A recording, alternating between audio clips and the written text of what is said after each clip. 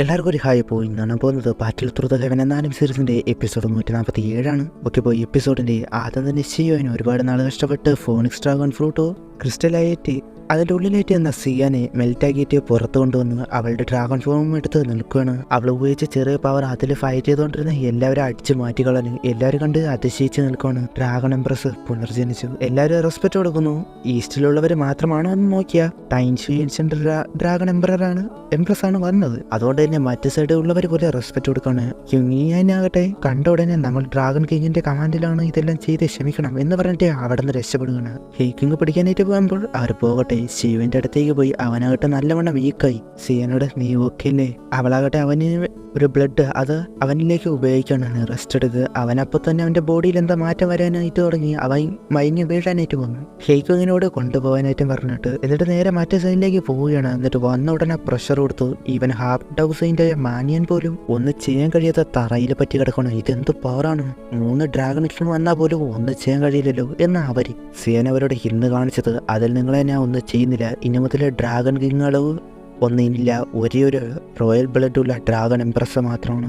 അത് ഞാനാണ്. ഒരു ദിവസം ടൈൻഷ്യൻസിന്റെ ഡ്രാഗൺ ക്ലാ തിരികെ വരും കേട്ടോ എന്ന് പറഞ്ഞ് വിരട്ടി മാനിയൻ ഷോലിനോട് ഇന്ന് നമ്മൾ 3 സൈഡുള്ളവർ തോറ്റു എന്ന് കരുതി ഇതിവിടെ തീരില്ല, നമ്മൾ ഇനിയും വെയിറ്റ് ചെയ്യും എന്ന് പറഞ്ഞിട്ടാണ് അവിടെ നിന്ന് പോകുന്നത്. എന്തുകൊണ്ട് സിയാൻ അവരിപ്പോൾ ഒന്നും ചെയ്യുന്നില്ല? കാരണം ഒന്നെങ്കിൽ സിയാൻ പൂർണ്ണമായിട്ട് റിക്കവറായി കാണില്ല, അല്ലെങ്കിൽ അവരുടെ വേരോടെ തന്നെ പുറത്തെടുക്കാനായിരിക്കണം നോക്കുന്നത്. അതായത് യഥാർത്ഥ അവരുടെ കിങ് എന്നൊക്കെ പറഞ്ഞ ആൾക്കാരെ എല്ലാവരും എന്തു തന്നെയായാലും ഈസ്റ്റ് സൈഡ് അവർ ജയിച്ചു. ആർത്ത് വിളിക്കുകയാണ് ഡ്രാഗൺ എംപ്രസ് പുതിയതായിട്ട് വന്നതിൽ അതിലും വിളിക്കുന്നുണ്ട്. അങ്ങനെ അതവിടെ കഴിയാണ്. സിയാൻ പിന്നെ കണ്ണുറന്ന് സിയാൻ എന്ന് പറഞ്ഞ് എഴുന്നേറ്റ് നോക്കുമ്പോൾ അവൻ വേറൊരു റൂമിലാണ്. ചൂലി കേൾക്കുമ്പോൾ വന്നിട്ട് നീ എഴുന്നേറ്റോ? അവൻ റെസ്പെക്ട് കൊടുക്കുമ്പോൾ സിയാൻ ഓക്കെ അല്ലേ? അതെന്ന് പറയുകയാണ്. റിമൈൻസ് ആയ ഫോണിക്സ് ഡ്രാഗൺ ഒറിജിനൽ ഫ്രൂട്ടിന്റെ പവർ അത് അബ്സോർബ് ചെയ്യുന്നു. അവൻ കാരണമാണ് നമ്മൾ സേഫ് ആയത് എന്ന് പറയുമ്പോഴാണ് അവന്റെ ബോഡിയിൽ നിന്ന് ഒരു പവർ കാണുന്നത്. എനിക്ക് വേറെ പവർ ഫീൽ ചെയ്യുന്നുണ്ട് എന്ന് പറയുമ്പോൾ അത് സിയാൻ അവന് കൊടുത്ത ഫോണിക്സ് ഡ്രാഗൺ ഒറിജിനൽ ഫ്രൂട്ടിന്റെ പവറാണ്. നീ അത് ഉപയോഗിക്കാനായിട്ട് പറയണം. അവനെ ഉപയോഗിച്ച് നോക്കി അപ്പോണ്ട് അവന്റെ ബോഡിയിൽ മുഴുവനായിട്ട് ഡ്രാഗൺ സ്കെയിലിന്റെ പ്രൊട്ടക്ഷനിൽ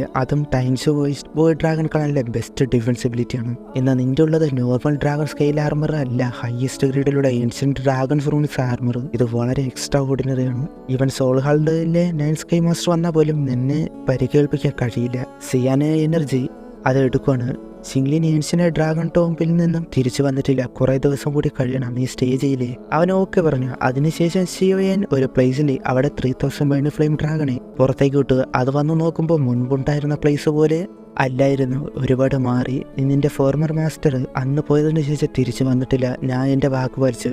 ആ ഡ്രാഗൺ ആകട്ടെ അറ്റ്ലീസ്റ്റ് ഞാൻ ഡ്രാഗൺ ഐലൻഡിലേക്ക് വന്നില്ല എന്ന് എനിക്ക് ഇതെൻ്റെ ഫോമായിട്ട് ഇപ്പോൾ തോന്നുന്നില്ല. ഇനി മുതൽ നീയാണ് എൻ്റെ മാസ്റ്റർ എന്ന് പറഞ്ഞിട്ട് തിരിച്ചു പോവുകയാണ്. അത് കഴിഞ്ഞ് ശിവൻ്റെ ആവശ്യപ്രകാരം തണ്ടർ സ്റ്റോമുള്ള ഒരു പ്ലേസിലേക്ക് തണ്ടർ പൂള് അങ്ങോട്ട് വന്നു. ഇവിടെയാണ് സ്ട്രോങ്ങസ്റ്റ് ലൈറ്റനിങ് അടിക്കുന്നത്. ചെന്നാ ചാവും. ഇവിടെ ഒരു പ്ലേസ് ഇങ്ങനെ ഒരു പ്ലേസ് തന്നെ വേണം എന്ന് ചോദിക്കുമ്പോൾ ലൈറ്റനിങ് പവർ എനിക്ക് വേണം. ശരി ഞാൻ പുറത്തുണ്ടാകും, ഏതാവശ്യം ഉണ്ടെങ്കിൽ വിളിച്ചു മതി എന്ന് പറഞ്ഞിട്ട് പോയി. ശിവൻ പിന്നെ സെൻട്രലിലേക്ക് പോയി. ആ ലൈറ്റനിങ് ആട്ടോ അല്ലെങ്കിൽ ആ തണ്ടർ ലൈറ്റനിങ് ആട്ടോ വളരെയധികം സ്ട്രോങ് തന്നെയായിരുന്നു.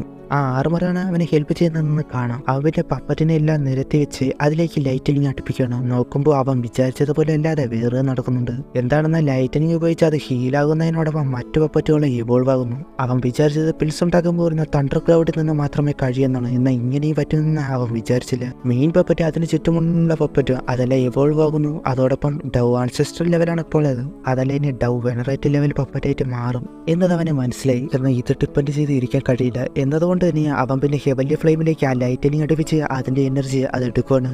അത് യൂസ് ചെയ്ത് അവൻ കൾട്ടിവേഷൻ ചെയ്യുന്നു. ഈ സമയം മറ്റു പപ്പറ്റുകളെല്ലാം എവോൾവ് ആകുന്നത് കാണിക്കുന്നുണ്ട്. മെയിൻ പപ്പറ്റി അത് ഹീലാകുന്നത് കാണിക്കുന്നുണ്ട്. അങ്ങനെ പകുതി മാസം കടന്നുപോയി. അവൻ അപ്പോഴും അത് ഉപയോഗിച്ചുകൊണ്ട് തന്നെ ഇരിക്കുകയാണ്. ഒരു ചുഴലിക്കാറ്റ് പോലെ അത് മാറുകയുണ്ടായി. അവനത് കൺട്രോൾ ചെയ്യാൻ പാടുപെടുന്നത് പോലെ ലെവൽ ബ്രേക്ക് ചെയ്യാനാണ് നോക്കുന്നത്. ആ ഹെവൻലി ഫ്ലെയിം മാറ്റിയിട്ട് അവ ഡയറക്റ്റ് ആ ലൈറ്റനിങ് എനർജി അബ്സോർബ് ചെയ്യാനായിട്ട് തുടങ്ങി. ആ രീതിയിലേക്ക് അവൻ മാറ്റിയെടുത്തു. അവ ലൈറ്റനിങ് കൺട്രോൾ ചെയ്യാൻ പറ്റുന്ന രീതിയിൽ ആക്കുകയും ചെയ്തു. അടുത്ത ലെവൽ 1000 ലെവൽ 5 സ്റ്റാറിലേക്ക് ബ്രേക്ക് ആകാനാണ് അങ്ങനെ അവസാനം അതാക്കുകയും ചെയ്ത് ഇനി 9th സ്കൈ മാസ്റ്റർ വരികയാണെങ്കിൽ പപ്പറ്റ് കൂട്ടി ചേർന്ന് അതിന് ഡിഫീറ്റ് ചെയ്യാൻ കഴിയും. നോക്കുമ്പോൾ ചുറ്റുള്ള പപ്പറ്റുകളെല്ലാം ഡൗസ് ലെവൽ പപ്പറ്റായിട്ട് മാറിയിരുന്നു. ഗ്രീൻ കളറിലുള്ളത് മെയിനായിട്ടുള്ള പപ്പറ്റ് ഹീലാകുകയും ഡെവലപ്പ് ആകുകയും ചെയ്തു. അത് എത്ര ലെവലെന്ന് അറിയില്ല. എന്തിനേലും കിട്ടിയത് ജാക്ക് ബോട്ട് തന്നെയാണ് എന്ന് പറയുമ്പോഴാണ് അടിയിൽ നിന്ന് എന്തോ വരുന്നത് പോലെ അവന് തോന്നുന്നതാണ് എന്ന് വിചാരിച്ച് നോക്കിക്കൊണ്ടിരിക്കുന്നു. എന്നിട്ട് ആ പപ്പറ്റിനെ എല്ലാം എടുത്തു. അങ്ങനെ നിൽക്കുകയാണ്. പെട്ടെന്ന് ഒരാൾ വരുന്നത്. അതിന്റെ പിറകെയായിട്ട് ഒരുപാട് സ്നേക്കുകൾ. അത് കണ്ടപാടെ അവ അവിടെ നിന്ന് ഓടുവാണ്. ആ സ്നേക്കുകളെല്ലാം അറ്റാക്ക് ചെയ്യുന്നുണ്ട്. ഇപ്പോഴാണ് മനസ്സിലായത് അത് സ്നേക്ക് അല്ല, അതിന്റെ രൂപമുള്ള ബ്ലാക്ക് ലൈറ്റിന് ക്രീച്ചേഴ്സ് ആണ്. അത് വന്ന് ദേഹത്ത് തൊടുകയാണെങ്കിൽ അനിഹിലേറ്റ് ആയി പോകും. അത്രയ്ക്കും പവർഫുൾ ആണ്. അയാൾ ഓടിപ്പോകുന്നത് അതിന്റെ പിറകെ വന്ന അറ്റാക്ക് അതിന്റെ ആ പവർ പോലും അത്ര ടെറിഫിക്കായിരുന്നു. അങ്ങനെ കുറച്ചു നേരം ഓടിയിട്ട് അതിന്റെ അടുത്തോടേക്ക് പോവുകയാണ്. ആൾക്ക് അതിനെ പറ്റി നന്നായിട്ട് അറിയാം എന്നതുപോലെ പേടിയില്ലാതെ അല്ലെങ്കിൽ ധൈര്യമായിട്ടാണ് അതിന്റെ അടുത്തോടേക്ക് പോകുന്നത്. ജസ്റ്റിനൊക്കെയാണ് മിസ്സായിട്ടൊക്കെ പോകുന്നതെന്ന് കാണാം. അങ്ങനെ കുറച്ചു നേരം അതിനെയൊക്കെ സ്കിപ്പായി പോയിട്ട് ഫേസ് യൂസ് ചെയ്തൊക്കെ മാറി പോകുന്നുണ്ട്. അതും പോരാഞ്ഞിട്ട് ഷിയോന്റെ നേരെ വരുന്നു. എന്റെ പിറകെ എന്തിനാ വരുന്നത് എന്ന് അയാളെയാണ് ടാർഗറ്റ് ചെയ്യുന്നത്. എന്നാൽ ഷിയോന്റെ കഷ്ടകാലത്തിന് അവന്റെ പിറകെയായിരുന്നു. അവനോട് നീ വെറും ഒരു ഡൗസ് 5 സ്റ്റാറായ നീ ഈ സ്ട്രെങ്ത് വെച്ചാണോ തണ്ടർ ബോളിലേക്ക് വരുന്നത്? അതിന്റെ ശിവൻ ആ പീസ്ഫുൾ ആയിട്ട് അവിടെ ട്രെയിനിങ് എടുക്കുകയായിരുന്നു. നിങ്ങൾ വന്നാണ് ഇപ്പൊ ഇങ്ങനെ ആക്കിയത്. എന്നിട്ട് എന്നെ വിളക്ക് പറയുന്നു. അയാളിത് ഫാസ്റ്റ് ആയിട്ടുണ്ട് എന്ന് മനസ്സിലാക്കിയിട്ട് ഓക്കെ ഞാൻ പോണേ. അവന് നേരെ പിന്നെ വരികയാണ്. ഇയാളിത് പെട്ടെന്ന് അവൻ ലൈറ്റിനിങ് സ്പേസ് ഒക്കെ യൂസ് ചെയ്ത് അവിടെ നിന്ന് പോയി. പിന്നെ വെളിയിൽ വന്നിട്ട് ശിവൻ ഇപ്പോൾ നടന്നു കൊടുത്തിട്ട് ടെൻഷനായി പോയി. അപ്പോഴാണ് നിനക്ക് നല്ല സ്പീഡ് ഉണ്ടല്ലോ. അപ്പോൾ തന്നെ അവിടെ നിന്ന് മാറുകയാണ്. എൻ്റെ മണ്ടയിൽ ആ ക്രീച്ചേഴ്സിനെ വിട്ടിട്ട് താരശോട്ട് നാണമില്ലേ. അതിന് അയാൾ തണ്ടർ പോളിലേക്ക് ഒരു വീക്കായി ഒരുത്തം വരുമെന്ന് ഞാൻ കരുതിയില്ല. സോറി. ഇങ്ങേരത് ശിവയൻ മനസ്സിലായി ഇയാളുടെ പവർ മാസ്റ്ററിനുമായിട്ട് തുല്യമാണ്. അതുകൊണ്ട് തന്നെ പോകുന്നതാണ് നല്ലത്. എന്നാൽ അവനെ തടഞ്ഞിട്ട് നിനക്കറിയാലോ ആ ലൈറ്റിനി പവർ എനർജി ആയിട്ട് കൂടുതൽ പവർ നമ്മൾ വിചാരിക്കുന്നതിനെക്കാട്ടി എടുക്കാൻ കഴിയും. നമുക്ക് ചേർത്ത് അതിനെ നേരിട്ടാലോ എന്നിട്ട് അകത്ത് പോയാലോ എന്ന് പറയുമ്പോൾ അതിൽ ഷിയോൻ അത് ബ്ലാക്ക് ലൈറ്റിംഗ് ആണ്. എനിക്ക് ചാരമാകാൻ വയ്യ. മനസ്സിലായി ഇയാൾ ചെയ്ത വേല തന്നെ അത്രക്കൊന്നാണ്. ഇനി ട്രസ്റ്റ് കൂടി ചെയ്യാൻ വയ്യ. വീട് ഇപ്പോഴത്തെ പിള്ളേരൊന്നും അത്ര ഗഡ്സ് ഇല്ല. അതെ കറക്റ്റ് കാര്യം തന്നെ. എന്നെ വിട് എന്ന് പറയുമ്പോൾ ഓക്കെ എൻ്റെ പേര് മാങ്ങൻ, നീ കേട്ടിട്ടുണ്ടാവുമല്ലോ. അവനെന്നാ അങ്ങനൊന്നും ഞാൻ കേട്ടിട്ടില്ല. ഞാൻ ഒറ്റയ്ക്ക് തന്നെ പോകാം. നീ സ്ട്രോങ് ആണ് എങ്കിലും എൻ്റെ ഒപ്പത്ത ഒരുപാട് പോകണം എന്ന് പറഞ്ഞിട്ട് അവിടെ നിന്ന് പോയി. ശിവൻ്റെ അടുത്തേക്ക് ഹേക്കും വന്നിട്ട് ഓക്കെ ഇല്ലേ സ്പേസ് എനർജി പെട്ടെന്ന് ഫീൽ ചെയ്തു. അതാ വന്ന് ചെറിയൊരു ഇൻസിഡൻറ്റ് കുഴപ്പമില്ല. അതിട്ടിട്ട് ഭാഗ്യം അല്ലായിരുന്നെങ്കിൽ സിയാൻ എന്നെ തൊലിരിച്ചനെ പോകാൻ എന്ന് പറഞ്ഞു പോയി. അപ്പോഴാണ് മാങ്ങി ഇവൻ ടൈം ഷോ ആയിട്ട് ഉള്ളതാണോ? ഒരു സാധാരണ ഹ്യൂമനായിട്ട് എന്താ കണക്ഷൻ? ശിവൻ ഈ പേര് ഫെമിലിയർ ആയിട്ട് കേട്ടിട്ടുണ്ട്.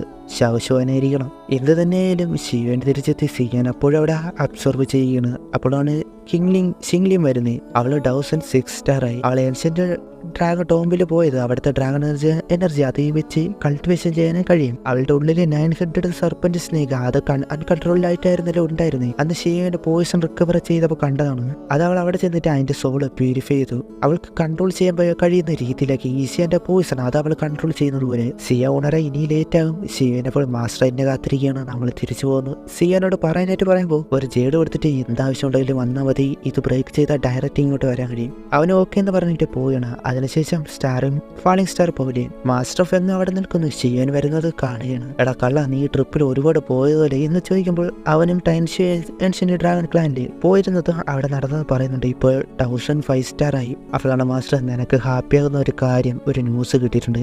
എന്താണെന്ന് ചോദിക്കുമ്പോൾ പ്യൂരിഫൈ ഡീമോണിക് ലോട്ടസ് ഫ്ലെയിം. അത് കേട്ട് അവ ഷോക്കായി പോയി. അവിടെ വെച്ച് ഈ ഒരു എപ്പിസോഡ് അവസാനിക്കണം. ഇനി എന്തൊക്കെയാണ് അടുത്ത എപ്പിസോഡ് കാണാം. Okay bye.